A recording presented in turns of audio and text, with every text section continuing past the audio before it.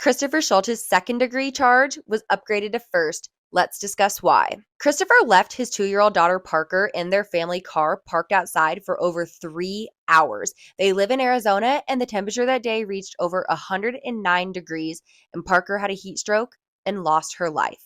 Originally, based on his crime, he was charged with second degree, but then later, after speaking with his oldest daughter, it was upgraded to first. Christopher had an older daughter from a previous marriage. They reached out to her to get her side of the story, and she said that growing up, she was left inside of their car all the time, sometimes for multiple hours. So many hours that her dad would literally come back outside and restart the car, even when she was awake, and just leave her in there. Chris's other two daughters with his current wife are 5 and 9 years old, and they agreed that their dad leaves them in that car all of the time, so often that they could name multiple instances in which this happened. A couple neighbors also came forward to say that they'd been involved in multiple search parties where they were helping him look for his daughters when they'd broken out of the house without him realizing. After looking through his phone, police found a text in Chris' phone from his wife 2 weeks before the incident. It said, "Why were you going 103 miles per hour with our baby in the car with alcohol in your system?" And then there was footage of him from a convenience store the day that his daughter Parker lost her life.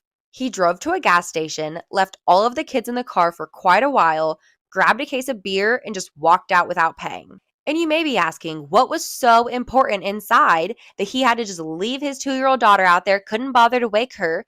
Well, he was putting away groceries, he was playing some video games, and he was watching some adult-themed imagery. He was released from jail without bail and was able to return home to his family. However, he cannot be left alone with his daughters or any other minors. He was, however, even allowed to go on a family trip to Hawaii while out on bail. How exciting for him, right?